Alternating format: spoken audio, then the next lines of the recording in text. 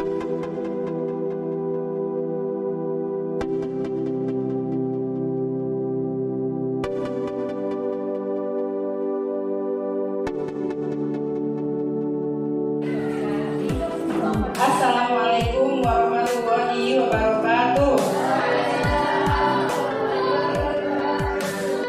Puji syukur kehadiran Allah Subhanahu wa Ta'ala yang telah melimpahkan rahmat dan karunia-Nya kepada kita bersama, sehingga kita dapat berkumpul di ruangan kelas ini dalam kegiatan sesi berbagi dari kelas SDN 37 Unpar dengan tema budaya positif di sekolah pada siang hari ini. Selanjutnya, selawat beriring salam, marilah kita aturkan kepada Nabi junjungan kita, artinya Nabi Muhammad Sallallahu Alaihi Wasallam, dengan mengucapkan Allahumma sholli ala Sayyidina Muhammad wa ala ali Sayyidina Muhammad. Yang terhormat Ibu Kepala Sekolah SDN 37 Kunangan Paritata, yang terhormat Bapak-bapak dan Ibu-ibu Majelis Guru SDN 37 Paritata yang berbahagia pada siang hari ini. Baiklah Bapak-bapak dan Ibu-ibu, pada kesempatan kali ini kami ingin berbagi beberapa ilmu yang telah kami dapat selama 2 bulan terakhir dalam satu modul dari CGP Angkatan 6 Sijunjung ini. Kegiatan ini merupakan kegiatan wajib bagi kami seluruh anggota CGP. Itu bukti bahwa kita beraksi di lingkungan kita di komunitas terdekat. Komunitas terdekat boleh di komunitas sekolah kita, boleh di sekolah lain, lebih bagusnya di KKG. Tapi karena KKG kita belum ada pada tahun ini, mungkin karena corona kemarin, makanya kami berinisiatif kita dahulukan di komunitas terdekat. Mudah-mudahan besok menyebar ke komunitas-komunitas lain di dekat yang di zona kita. Baiklah Bapak Ibu, pertama sekali saya mengucapkan banyak terima kasih atas waktu dan kesempatannya pada siang hari ini. Semoga materi atau aksi nyata atau pengalaman yang akan saya bagikan nanti bisa kita terapkan di sekolah kita, terutama di SDN 37 Kunangan Paritata ini. Baiklah Bapak dan Ibu, pada pertemuan kali ini materi kita adalah budaya positif. Apa itu budaya positif? Budaya positif itu adalah nilai-nilai positif. Kita semua tahu yang positif itu seperti apa? Positif adalah kegiatan yang baik. Positif yang diyakini sebagai kebiasaan. Berarti nilai positif di sekolah kita yang kita yakini sebagai kebiasaan baik oleh seluruh warga sekolah.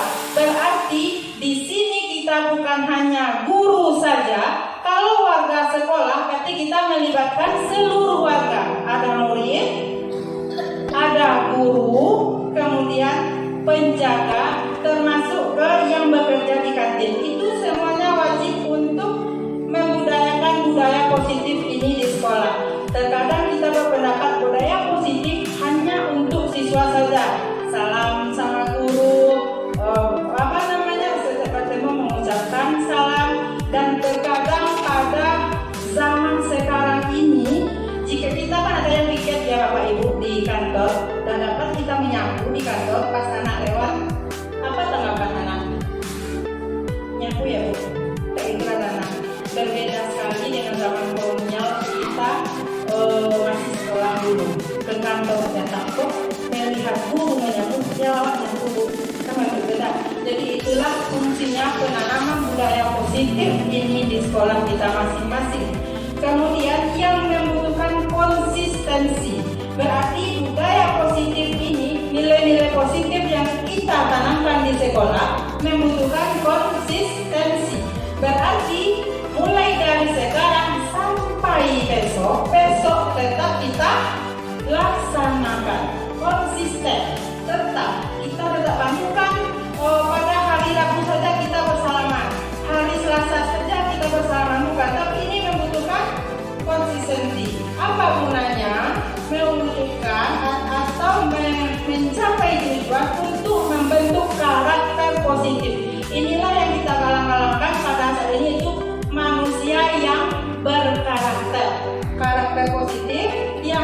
dimulai dengan profil pelajar Pancasila.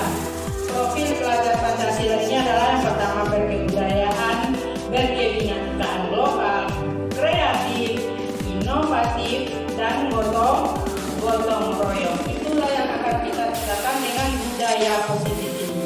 Bapak Ibu mengerti dengan kata budaya? Membudaya berarti kita terus menerus, bukan saat ini saja, bukan hari Sabtu saja. Selanjutnya, bagaimana cara menerapkan budaya positif di sekolah ini? Yang pertama, penerapan budaya positif dan nilai-nilai kebijakan universal. Harus kita terapkan ini dulu, disiplin positif. Setelah kita disiplin, baru bisa membudaya. Disiplin itu merupakan cara kita belajar untuk kontrol diri agar dapat mencapai tujuan mulia. Mungkin di kelas disiplinlah. Nah, disiplinlah, seringkali kita mengatakan kata disiplin, terkadang kita juga belum memahami apa itu disiplin. Tujuan disiplin ini menanamkan motivasi pada murid-murid kita untuk menjadi orang yang mereka inginkan dan menghargai diri sendiri dengan nilai-nilai mereka yang mereka percaya. Anak-anak kita mempunyai motivasi apapun kegiatan yang mereka lakukan, baik itu salah ataupun benar. Contohnya, seringkali Bapak dan Ibu menemukan masalah di kelas, anak-anak kita tidak membuat PR. Sering coba tanyakan, pasti anak itu mempunyai motivasi kenapa dia tidak bikin PR. Ada alasan tersendiri bagi anak didik kita. Nah, disitulah peran kita sebagai pemegang kontrol pendidikan, kita yang mengontrol murid-murid kita.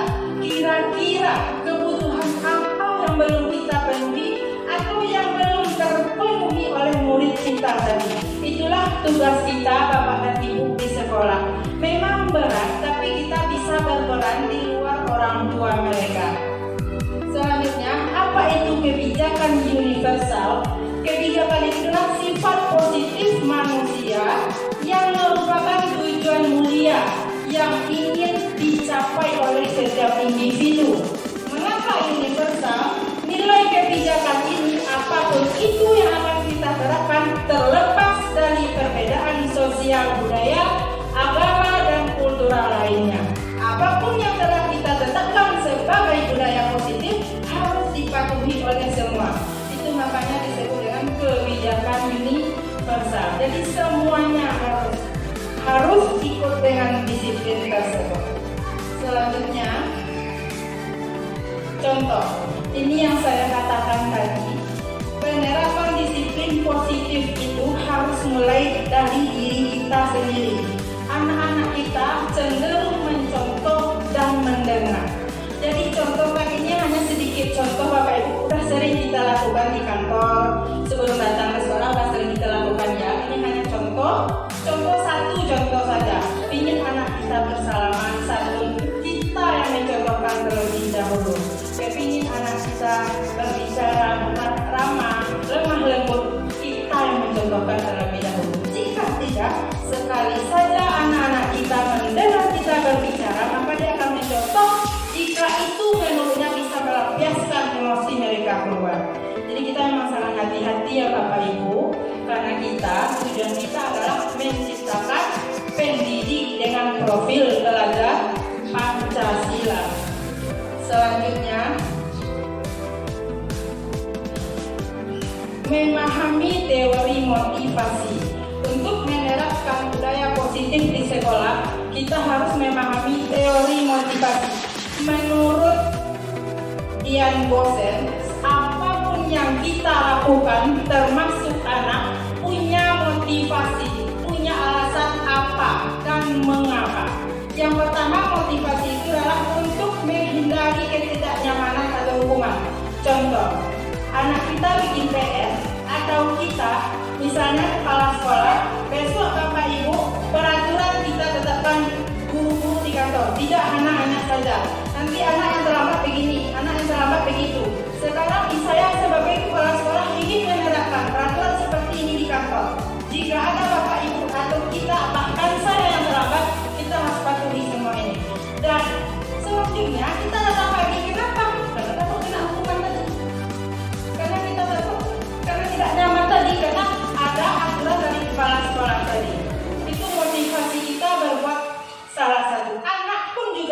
itu.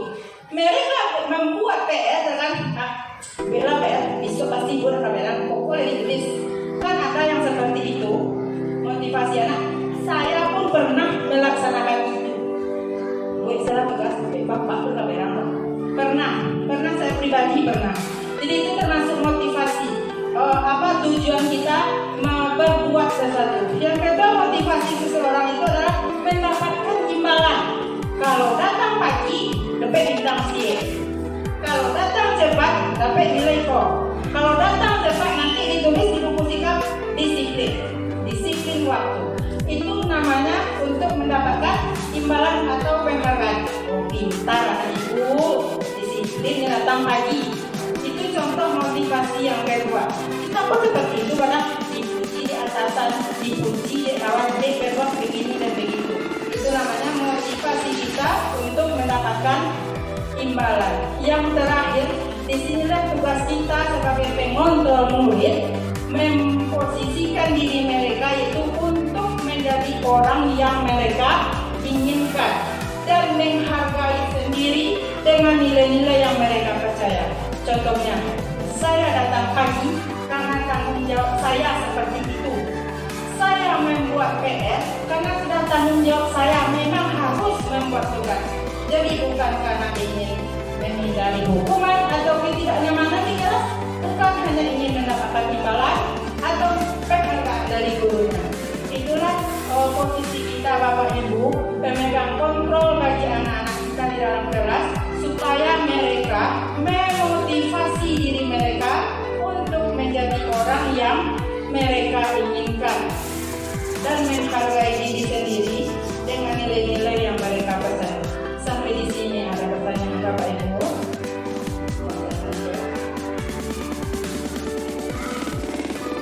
Kemudian kita harus memahami teori motivasi, hukuman, konsekuensi, dan restitusi. Yang pertama ada hukuman. Hukuman itu bersifat tidak terencana, memaksa, dan tiba-tiba. Hukuman itu hanya ada satu pihak dari guru. Guru berprinsip pada hukuman ini hanyalah kata guru yang bisa dikerjakan oleh murid. Kalau kamu begini, harus begini. Hanya kita, tidak ada dari murid. Itu namanya hukuman. Kemudian yang kedua, ada namanya konsekuensi. Konsekuensi ini sudah tersusun atau telah kita rencanakan dengan anak-anak kita. Besok, kalau yang tak bikin PR, denda 3 buku. Pernah melakukan? Karena saya pernah. Besok, kalau datang terlambat, cabut bunga di depan. Cabut rumput di depan. Itu namanya konsekuensi. Dapat diukur. Dan itu disetujui oleh kita dan murid. Selanjutnya, restitusi. Apa itu restitusi? Itu adalah proses kolaboratif kita bersama murid, bukan kita saja, bukan murid saja, yang mengajarkan murid untuk mencari solusi masalah mereka, membantu murid berpikir seperti apa yang mereka inginkan. Jadi pada restitusi nanti kita bahas di belakang apa itu restitusi dan apa itu contohnya. Selanjutnya, ini adalah perbedaan antara hukuman, konsekuensi, dan restitusi. Coba sekarang Bapak Ibu, kira-kira kita di posisi mana? Berolahraga boleh? Kita di posisi mana? Posisi hukuman, konsekuensi, konsekuensi. Ya, saya sering hukuman juga, Bu. Guru penghukum sering. Kalau pada hukuman identitasnya gagal. Kalau pada konsekuensi dan restitusi identitasnya sukses. Kalau hukuman, sesuatu yang menyakitkan harus terjadi. Itu hukuman. Coba kaki diolah kok. Kan hukuman menyakitkan bagi anak yang dihukum. Kalau konsekuensi, sesuatu itu harus terjadi berdasarkan dari kesepakatan yang kita bangun tadi dengan murid. Kalau restitusi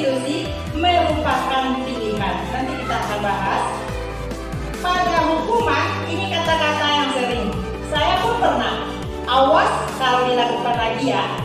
Pernah tak? Pernah. Awas kamu, pernah. Kalau konsekuensi, lakukan apa yang ibu katakan. Lakukan oleh anak. Jadi di situ ada respon, ada stimulus. Kemudian kalau pada restitusi, apakah memang hal ini yang ingin kamu perbuat? Jadi kita bertanya.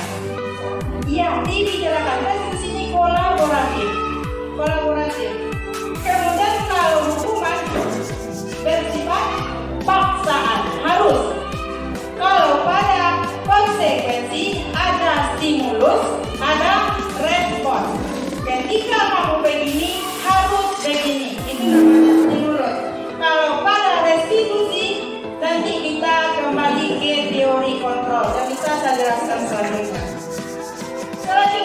Kalau hukuman hanya dibuat oleh guru, kita yang buat.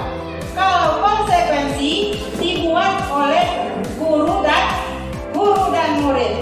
Kalau restitusi dibuat oleh anak dan disetujui oleh kita. Itu restitusi. Kemudian hukuman itu konsep dirinya buruk. Kita bisa bayangkan di saat anak kita dihukum, bagaimana konsep mereka terhadap diri mereka. Lah buruk hariku, sehingga proyewa itu di ibu. Pasti kita pun pernah merasakan hal yang sama dengan murid-murid kita. Kemudian pada konsekuensi, konsep diri baik.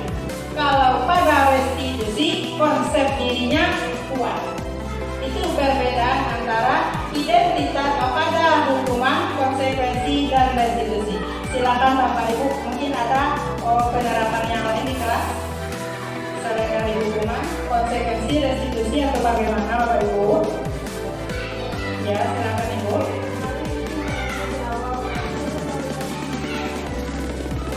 Apa motivasi Ibu?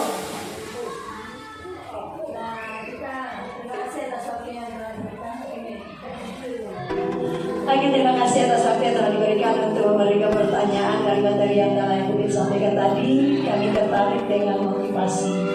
Selama ini kan kita sering memotivasi anak. Memotivasi karena kita memang sudah diajar juga oleh guru. Reward and punishment, penghargaan dan hukuman. Ini tak asing lagi.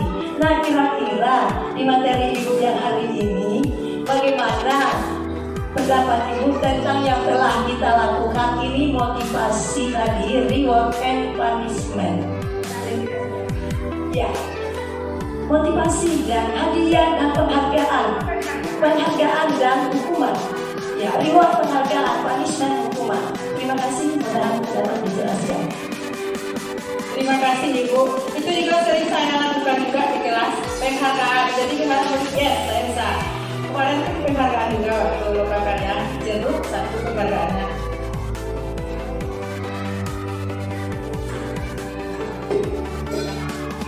Oke, baiklah Ibu, terima kasih atas pertanyaannya. Saya tangkap dari pertanyaan Ibu berikan, bagaimana jika kita melakukan punishment atau reward ikhlas terhadap anak? Kira-kira penghargaan itu termasuk mana dia nanti? Termasuk ke hukuman, konsekuensi, atau restitusi, atau memang nggak boleh dilakukan. Nah, kan itu kan. Jadi untuk meluruskan kebiasaan-kebiasaan yang sering, sampai kemarin ini nggak ada anak kok. Walaupun hanya ucapan terima kasih, ya ada sering kali ya. Oke, bagi Ibu.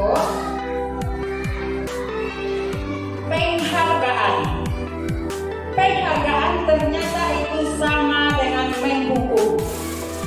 Mengapa? Kata si Alfi ini, kata Alfikon, saat kita berulang kali menjanjikan hadiah kepada anak-anak kita, berperilaku tanggung jawab, agar mereka disiplin, agar mereka menjalankan apa yang kita mau, berarti atau kepada murid bisa, kepada teman bekerja bisa, supaya mereka berkualitas, berarti kita berasumsi bahwa mereka tidak dapat melakukannya jika kita memberikan penghargaan. Jadi otomatis kita telah menghukum murid. Kalau tidak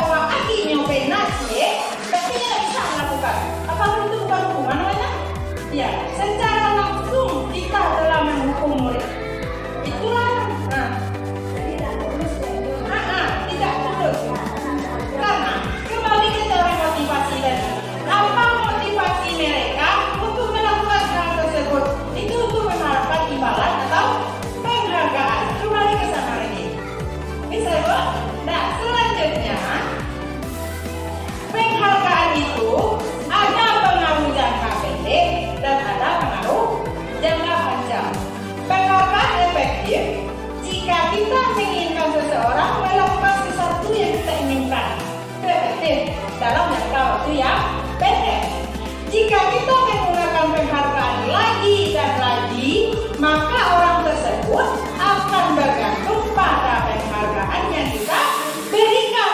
Kalau tidak kita berikan penghargaan, maka dia tidak akan mau melakukan. Jadi itu untuk jangka panjangnya itu. Kemudian dia akan hilang motivasi diri mereka. Kemudian yang terakhir, jika kita mendapatkan atau memberikan penghargaan untuk melakukan sesuatu yang baik, maka selain kita senantiasa berharap mendapatkan penghargaan, kita pun menjadi tidak menyadari tindakan yang baik yang kita lakukan. Jadi ini untuk pengaruh jangka panjang. Ternyata penghargaan yang kita berikan di kelas itu secara langsung dalam mendukung murid ya. Sangat terpaksa. Awak jawab itu pertanyaan ibu, awak dikasih jeru, walaupun hanya kacang, tak ikhlas jadinya. Jadi motivasi mereka hanya untuk mendapatkan imbalan. Ya, bagus sekali. Selanjutnya, penghargaan itu tidak efektif. Ini dia. Penghargaan itu adalah satu peristiwa yang ditandingkan, yang kita membuat inginkan, bukan kita bersama murid. Kemudian kita mengharapkan, jika saya mengharapkan suatu penghargaan dan tidak mendapatkannya, misalnya murid Hanif ingin mendapatkan penghargaan dan Hanif tidak mendapatkannya, kira-kira apa yang dirasakan Hanif? Kecewa. Berarti kita sudah menghukum murid. Kecuali penghargaan agen ke satu murid, dapat jeruk semua ya percuma, ya kan? Tidak penghargaan namanya. Ibu ada satu pertanyaan, siapa yang bisa si jeruk satu? Dia berharap, si Hanif tadi berharap dapat jeruk tadi, berharap. Ketika dia tidak mampu, maka dia akan kecewa. Itu penghargaan. Selanjutnya, penghargaan itu akan merusak hubungan. Misalnya Ibu Sus biasa memberikan penghargaan di kelas. Setelah itu mungkin yang masuk tidak memberikan penghargaan, maka anak-anak tidak akan berkonsep, tidak akan berpandangan baik terhadap ibu yang masuk tadi. Kalau dia tidak mendapatkan penghargaan, ya soal ada ibu itu dapat itu tadi. Jadi pertanyaan awal dapat itu tadi. Jadi ketika diganti gurunya akan merusak hubungan antara murid dengan guru tersebut karena kebiasaan yang kita lakukan tadi.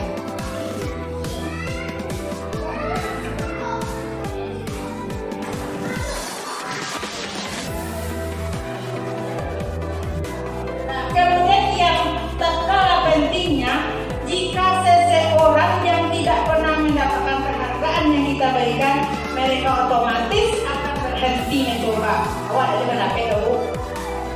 Mereka salah mungkin dengan kekuatan yang dimiliki ya, tidak? Ya, awak ada mendapat inyong, pasti ada seperti itu. Jadi itu kita kurangi penghargaan.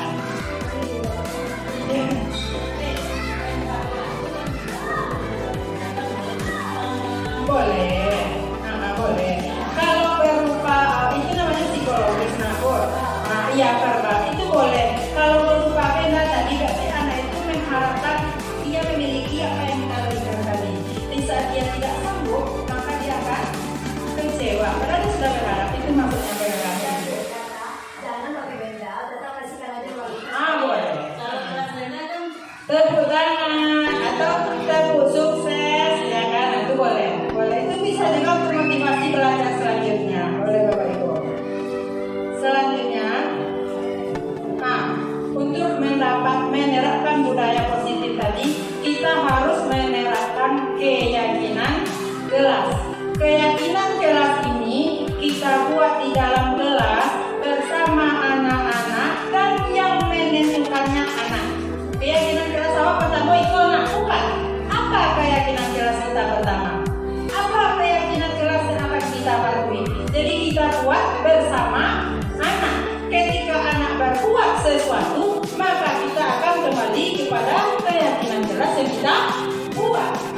Keyakinan mana sedang menerangkan, mana yang tidak dipenuhi, itulah gunanya keyakinan kelas, kesepakatan kelas, kelas yang lainnya. Komitmen kelas, beda nama boleh, tapi prinsipnya sama, boleh. Keyakinan kelas ini tidak terlepas dari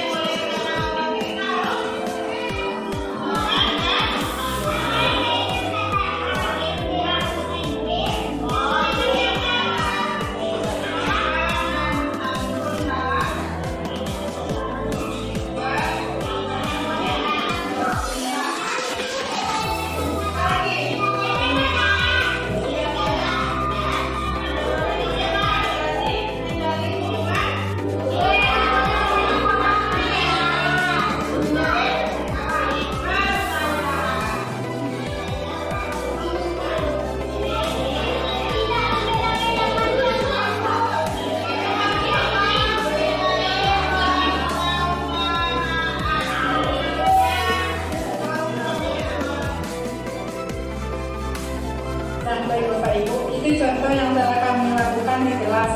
Kira-kira satu kesimpulan aja tentang keyakinan kelas. Boleh bagaimana caranya? Bapak Ibu akan dicoba dan semoga bisa mencoba.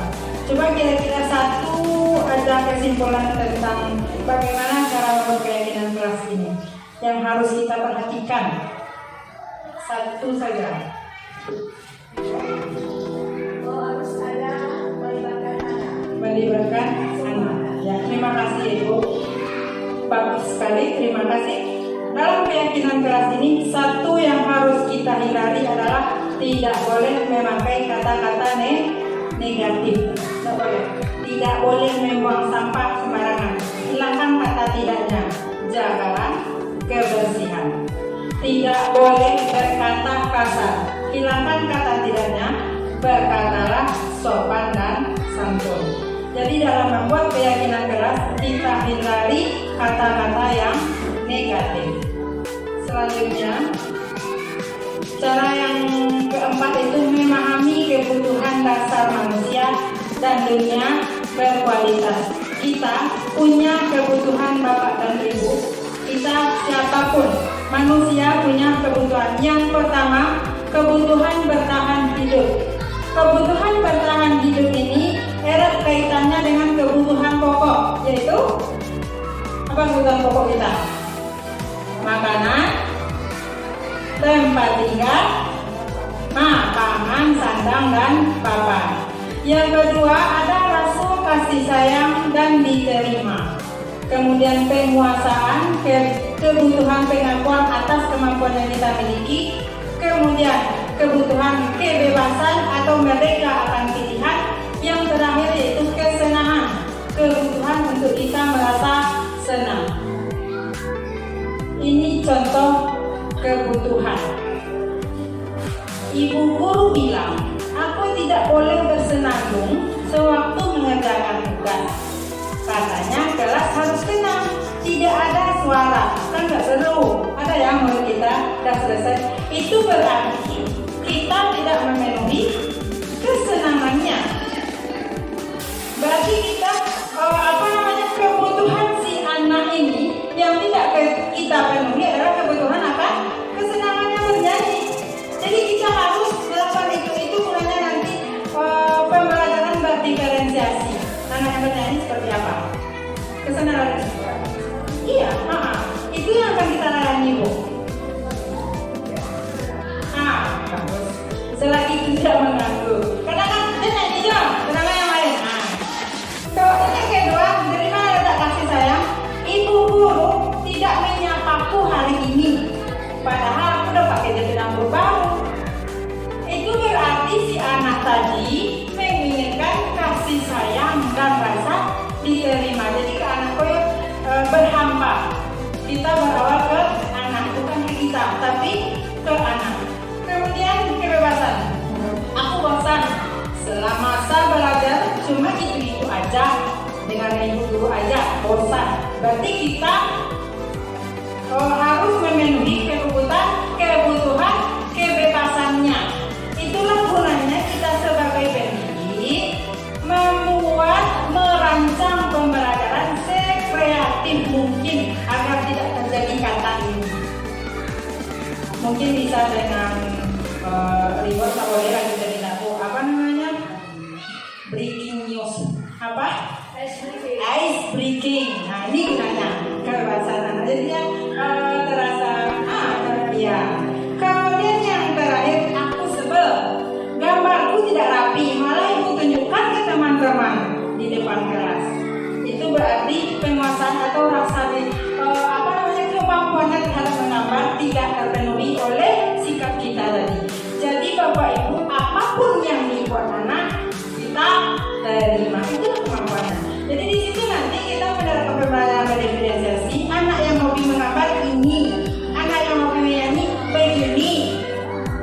Itu memang itu harus susah tapi harus. Ya, betul sekali. Ya. Lanjut. Kebutuhan kata manusia yang selanjutnya dunia berkualitas. Apa itu dunia berkualitas?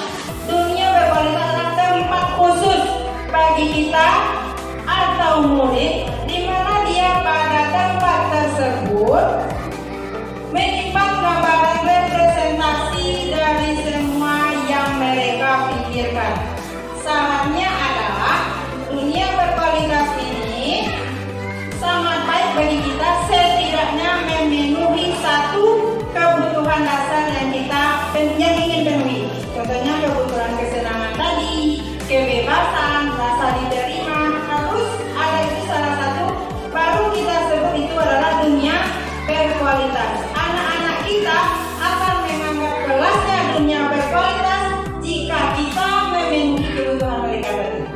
Itulah tugas kita ya Bapak Ibu. Mana berat? Lanjut. Memahami restitusi. Nah, ini poin yang sangat penting menurut saya. Ini adalah posisi kita, mengatur posisi kita sebagai guru di sekolah dalam menghadapi murid-murid kita. Di manakah posisi kita saat ini? Di penghukum kah? Pembuat merasa bersalah kah? Sebagai teman kah? Sebagai pemantau atau sebagai manajer? Dan sebagai apa kita seharusnya? Yang pertama, sebagai penghukum. Contohnya adalah patuhi aturan saya atau awas. Yang kedua, kamu selalu salah. Hari ini kamu, dan besok kamu, dan lagi-lagi kamu. Berarti gitu, kita pada posisi penghukum. Selanjutnya, selalu pasti, selalu yang terakhir selesai. Awak sampai mana? Dan sudah banyak tadi. Awak yang otak. Jadi itu kita berada di posisi penghukum. Apa akibatnya? Guru seperti ini senantiasa percaya hanya satu cara pembelajaran yang akan berhasil, cara dia. Itulah posisi penghukum. Pernah melakukan Bapak Ibu? Pernah. Saya pernah. Selanjut, membuat rasa bersalah. Kalau dibuat mereka itu bisa pagi pada sekolah Ibu. Ibu itu kok ibu bantu kan? Pagi pada sekolah. Kemudian yang kedua, membuat merasa bersalah. Ketika anak bermasalah di kelas, ibu sangat kecewa sekali dengan kamu.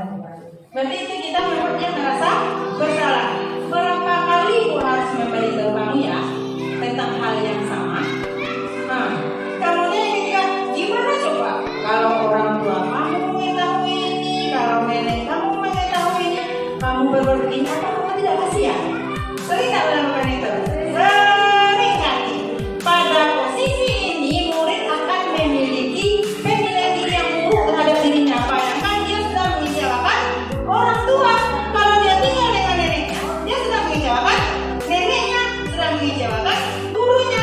Jadi dia berpikir bahwa diri dia buruk, tentang dari mereka buruk. Murid merasa tidak berharga dan telah mengecewakan orang-orang yang disayanginya. Sering melakukan ini? Sering kali. Ibu awak ibu jatuh hati pun di mana orang ibu sakit. Nah, itu sering gitu. Ya, sering. Nah, tuh. Iku bicara awak di sekolah kalau tak ibu.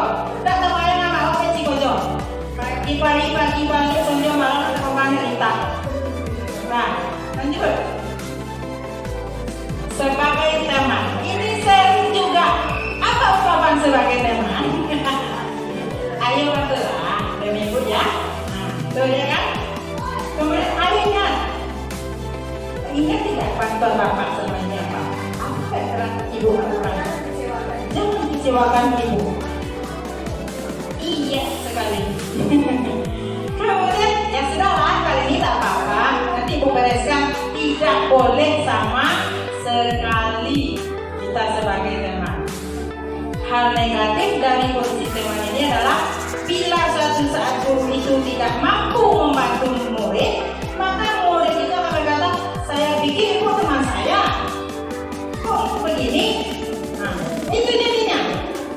Nah, jadi murid merasa dikecewakan dan tidak mau lagi berusaha karena tidak dapat yang diinginkan motivasi tadi, motivasi dirinya.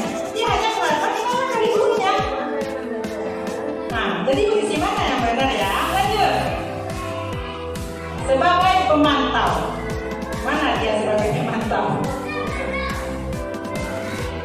Itulah. Rupanya dia sakit.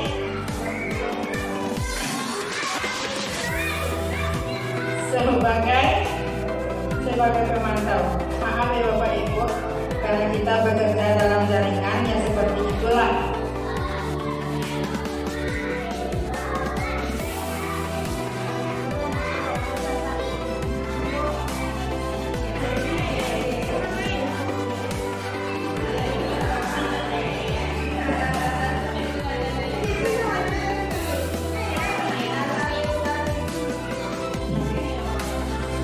Sebentar ya Bapak Ibu, sebagai pemantau.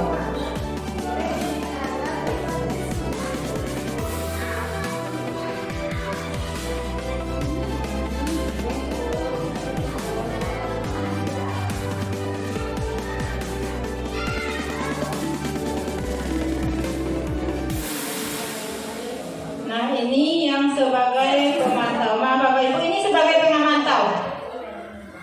Sebagai pemantau, kita akan menanyakan kepada anak-anak, ayo peraturannya apa? Sekarang kamu berbuat begini, peraturan yang kita buat apa? Kemudian yang kedua, sanksi atau konsekuensi yang telah kita sepakati apa? Itu sebagai pemantau. Kemudian seorang pemantau itu akan sangat mengandalkan perhitungan. Kalau yang telah kita sepakati kemarin harus dipatuhi. Itu adalah sebagai pemantau. Dan terakhir, ada yang bisa dari tadi Pak Ibu? Ada yang bisa dari sebagai apa Pak Tadi? Sebagai pemantau atau bendera? Nah, seorang pemantau sama mengandalkan perhitungan. Potang gua harus kodeko. Setelah lepas aku peraturan menang. Nah, itu pemantau. Tidak boleh. Kemudian sebagai manajer, hilang lagi. Sebagai manajer ini, kita akan kembali ke keyakinan yang keras yang telah kita buat. Anak ibu, ingat tak keyakinan keras yang telah kita buat kemarin? Dengan apa yang telah anak ibu lakukan hari ini, kira-kira keyakinan keras mana yang telah dilanggar? Jadi kita kembali ke murid. Dalam posisi sebagai manajer, kita memberikan solusi kepada murid terhadap apa yang telah dilakukannya. Bukan kita kamu harus gini ya, bukan. Tapi muridnya, kesadaran murid yang harus kita dukung. Kira-kira anak ibu besok agar ini tidak terjadi lagi, apa yang akan dilakukan? Itu adalah posisi seorang manajer.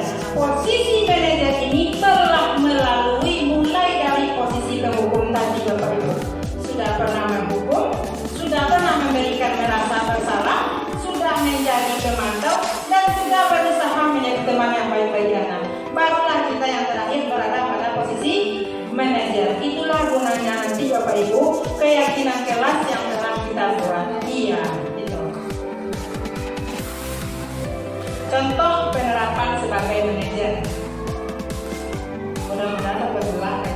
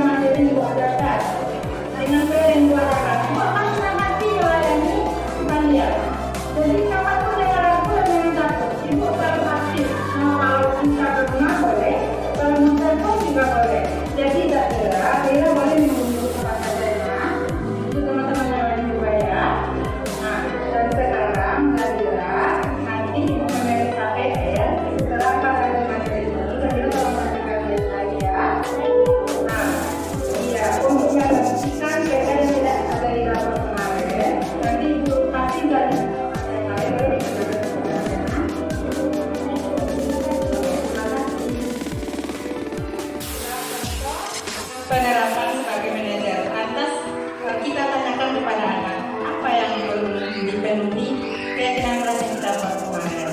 Jadi kita tanyakan ke anak, kalau bagaimana usaha anak ini supaya ini tidak terjadi lagi besok. Jadi itu adalah posisi sebagai manajer. Semoga kita semua bisa menerapkan.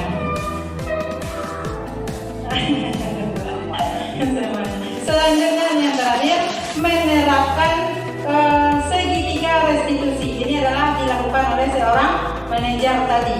Segitiga restitusi ini adalah tahapan-tahapan kita dalam menyelesaikan masalah dengan murid.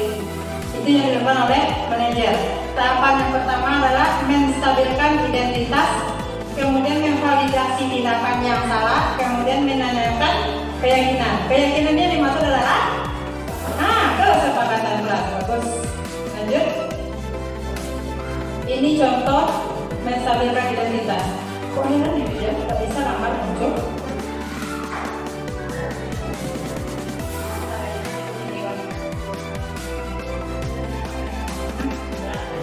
Tapi saya ingat, kalau tanpa itu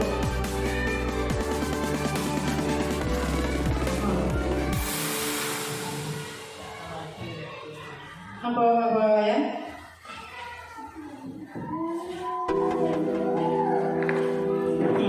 Dibacakan aja ya Bapak Ibu.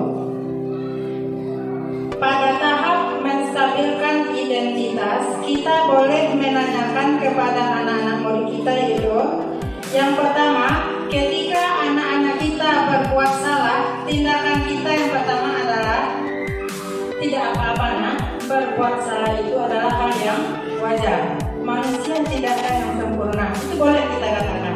Itu pada tahap menstabilkan identitas. Kemudian kita bisa kok menyelesaikan ini. Itu berarti kita sedang menstabilkan identitasnya. Kemudian sama seperti yang kami lakukan tadi, ibu pernah juga melakukan hal ini. Tapi kita pada posisi menstabilkan identitas. Selanjutnya pada posisi lalu bagus ya. Validasi tindakan yang salah. Kita validasi dengan pernyataan, padahal kamu bisa ya melakukan hal yang lebih dari ini, tapi hanya ini yang kamu lakukan. Kemudian kamu pasti punya alasan mengapa melakukan ini. Boleh kita lakukan itu. Kemudian kamu patut bangga pada diri kamu sendiri karena kamu telah memenuhi sesuatu yang penting. Berarti dia berbuat pasti ada motivasinya apa. Yang terakhir, kamu boleh mempertahankan sikap itu, tapi kamu harus menambahkan sikap yang baru. Misalnya, boleh marah terhadap bosmu, tapi mau yang tenang, gitu. Itu contohnya. Lanjut. Menanyakan keyakinan. Kembali lagi ke keyakinan keras. Begitu pentingnya keyakinan yang kita terapkan di kelas Bapak Ibu. Yang pertama, apa yang kita percaya sebagai kelas kita kepada anak kita, apa keyakinan kelas kita yang kita bentuk kembali ke situ. Kemudian apa nilai-nilai yang telah kita sepakati, kemudian apa bayangan kita dengan yang ideal, apa yang harus anak itu lakukan ke depannya agar ini tidak terjadi. Jadi kita berusaha dengan anak, dialah yang mencari solusi dari permasalahan dia sendiri. Iya, kita guru, bapak dan ibu hanya posisi sebagai penuntun. Menurut Ki Hajar Dewantara, guru itu hanya sebagai penuntun, bukan pentransfer ilmu. Kita menuntun anak-anak kita supaya mereka berada di jalan yang benar, tidak keluar arah. Selanjutnya, ini contoh penerapan segitiga restitusi.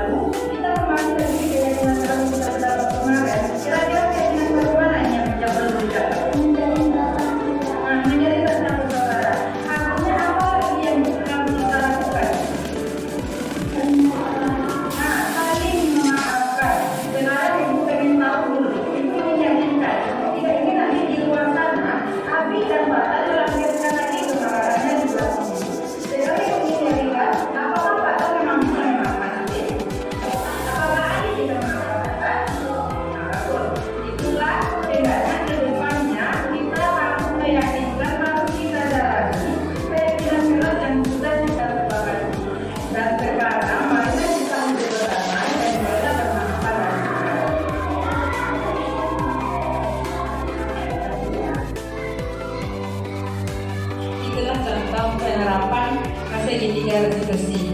Saat mereka bertengkar, kita tanyakan dulu, kita penuhi kebutuhan dasarnya. Karena dari saat ini membutuhkan rasa bersih. Saya, pada apa nak? Ini akan terjadi dari nak? Apa yang terjadi dari nak? Kemudian selanjutnya harus menata kita. Jadi sampailah ke posisi yang terakhir. Ini penerapan segitiga itu memang benar-benar yang sudah manajer. Dan manajer itu telah melalui mulai dari penghukum sampai pemantau seperti yang kita jelaskan tadi. Terima kasih Bapak dan Ibu atas waktu dan kesempatannya. Berharap ke depannya, marilah kita sama-sama berusaha untuk merubah paradigma pendidikan yang telah kita lakukan selama ini agar ke depannya kualitas pembelajaran kita berjalan dengan baik. Untuk yang terakhir saya minta penguatan dari Ibu Kepala Sekolah. Silakan Ibu.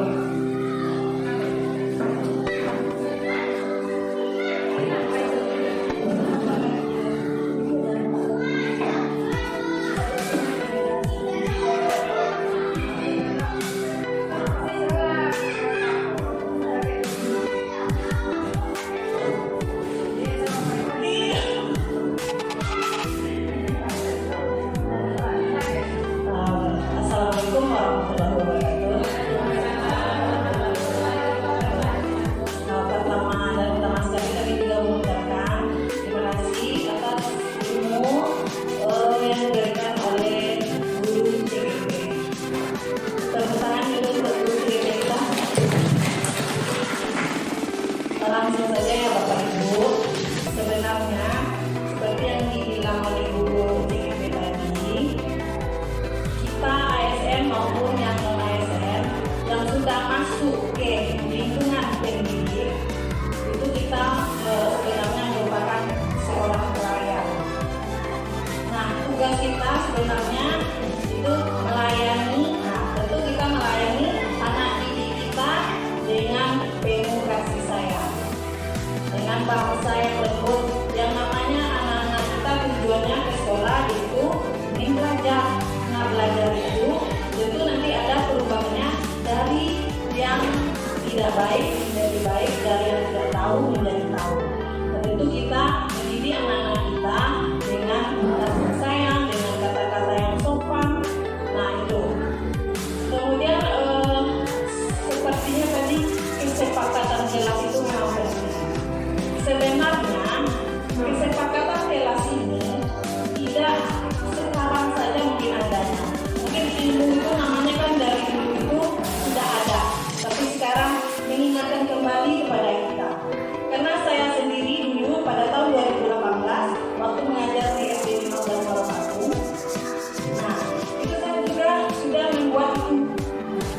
Dan bahkan sampai kami waktu itu membuat yang pengelompokan anak-anak tadi sesuai dengan hobi dan yang diferensiasi tadi. Sesuai dengan hobinya. Nah, misalnya anak yang hobi bola tidak mungkin sama dengan anak yang hobi menggambar. Nah, jadi itu kita harus memahami karakteristik peserta didik kita. Itu pertama. Dan kesepakatan kelas itu juga memang saya buat waktu 2018.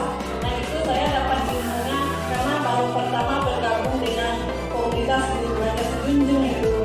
Nah, jadi mungkin ini tidak baru lagi bagi kita, tapi kita mengulang kembali, diingat kembali oleh guru yang program penggerak sekarang ini. Nah, jadi nanti himbauan bagi saya pada kita semua sebagai tenaga pendidik di kelas, marilah kita buat kesepakatan kelas itu. Kita ajak anak-anak kita untuk memutuskan dan membuat kesepakatan itu. Bukan untuk kita, bukan untuk anak saja, tapi untuk kita dalam kelas tersebut. Nah, jadi kalau seandainya terjadi yang masalah yang tidak kita inginkan, kita itu tadi kata ibu tadi kembali kita ke kesepakatan kita. Nah, ternyata memberikan reward ternyata itu masih menghukum ya Bu ya. Nah, sebenarnya kita selama ini seperti yang Bu bilang Bu ya tadi juga reward itu tidak hanya berupa beda yang itu boleh, tapi mungkin kebanyakan kita juga memberikan. Bahkan saya juga melakukan kemarinnya, siapa yang tahu hari pramuka itu tanggal berapa, saya kasih hadiah. Nah, yang lainnya tidak. Nah, jadi seandainya anak-anak kita tidak bisa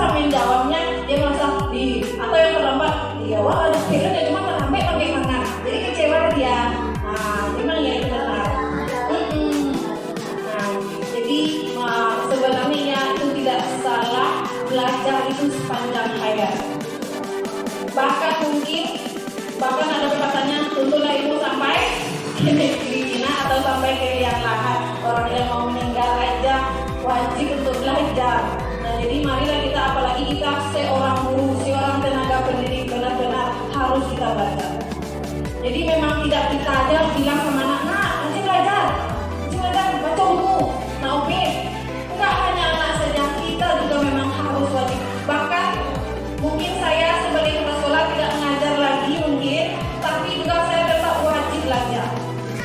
Kenapa itu? Dan sekarang kan dianjurkan kita untuk belajar dari mana saja sama siapa saja, itu yang berkolaborasi itu tadi.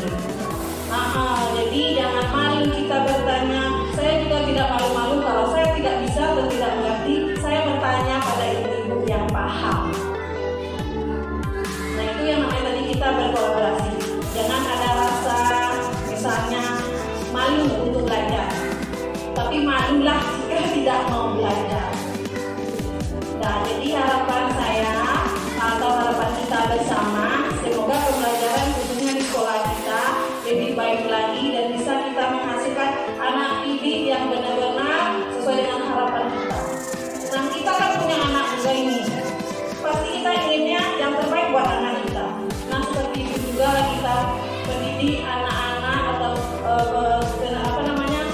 anak-anak kita di sekolah dalam kelas agar orang tuanya tidak kecewa juga. Dia sudah menyerahkan anaknya kepada kita, dan serahkan bulik-bulik ibunya mah karena dia percaya di SD ini, apalagi SD kita ini benar-benar SD yang benar harapan bagi murid. Dia menganggap SD kita ini SD bagus, SD rancak, dan SD bisa dikatakan SD top, SD model katanya. Saya juga bingung dan bahkan saya juga tambah berat daripada tanggung jawab kita ini sebagai pendidik di SD kita. Nah, jadi untuk pertama, atau saya juga yakin pada ibu-ibu, sebenarnya kesepakatan itu sudah ada ya ibu-ibu, tetapi kita buat dengan tertulis. Misalnya waktu biasanya tidak boleh itu. Nah, sekarang kita sudah mengetahui bahwa tidak boleh menggunakan tidak boleh. Kita ubah kata-katanya yang lebih sopan, lebih baik, dan lebih positif. Nah, jadi kami harap di setiap lokal mulai minggu besok mungkin kita ajaklah anak-anak kita untuk membuat kesepakatan kelas, dan seminggunya lagi mungkin sudah terpampang di dinding sekolahnya masing-masing. Siap Bapak Ibu semuanya? Nah, sama dengan kita buat peraturan itu ya, di dalam rapat dinas kita guru-guru, kesepakatan atau hasil rapat bukan untuk saya saja, tapi untuk kita semua. Ya, sama seperti itu tadi. Bisa ada sama anak yang terlambat, kita marah-marah, kita hukum. Sementara kita yang telat, kita senyum-senyum aja datang ke sekolah. Itu sebenarnya kan tidak bagus.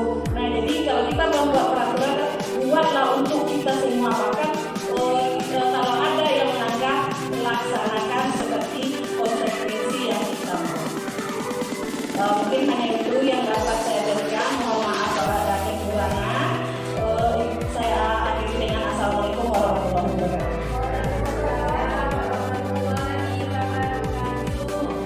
Terima kasih banyak kami ucapkan kepada Ibu Kepala Sekolah yang telah memberikan penguatan pada sesi berbagi kita pada siang hari ini. Selanjutnya Bapak Ibu, saya berdoa semoga teman-teman yang lainnya menyusul untuk menjadi CGP pada angkatan berikutnya. Amin amin ya robbal alamin. Kemudian Bapak Ibu, kesempatan sekali lagi jika diterima, saya ingin berbagi kembali membuat media pembelajaran dengan Canva. Nanti jika di sekolah kita bisa kita atur waktunya dan akan kami bimbing sampai produknya jadi bisa ditampilkan dan dipresentasikan. Terima kasih Bapak dan Ibu sekali lagi atas waktu dan kesempatannya. Semoga dari pemaparan saya tadi ada hikmahnya. Wabillahi taufiq wal hidayah. Assalamualaikum warahmatullahi wabarakatuh.